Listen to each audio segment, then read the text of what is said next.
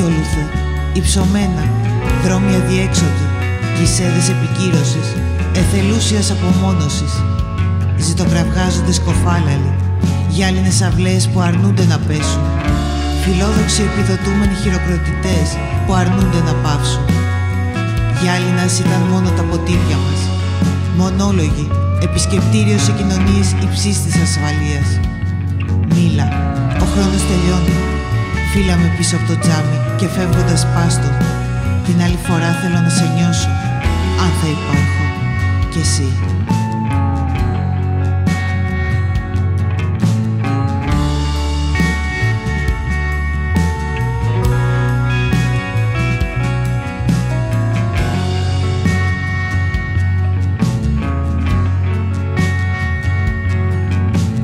Χορτασμένοι και γεμάτοι αμφιβολίες κινήσαμε, καθώς έπεφτε η νύχτα.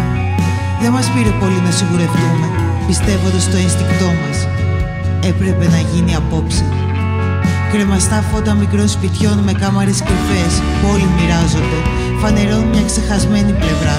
Μας προσγειώνουν με ανακούφιση στο πριν, το μετά και το τώρα.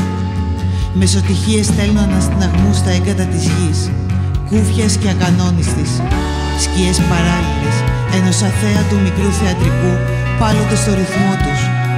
Προσπερνάμε αναγνωρίζοντας, διαλογιζόμενοι αξίες πανάρχιες.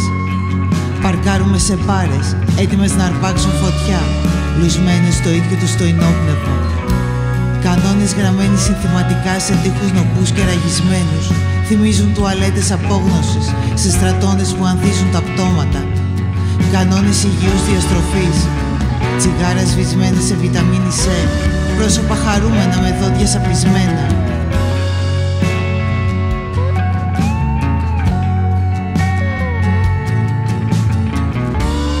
Τραβηχτήκαμε να γλιτώσουμε τις φλόγες, μα πέσαμε σε πόρα που μας τσάκισε. Γόνοι παρανόμου και αθώοι ληστές θα χρεωθούν την κατάδια μας. Θα φτύσουμε τα τελευταία πιστήρια της παρουσίας μας και θα συγγύσουμε επιστρέφοντας.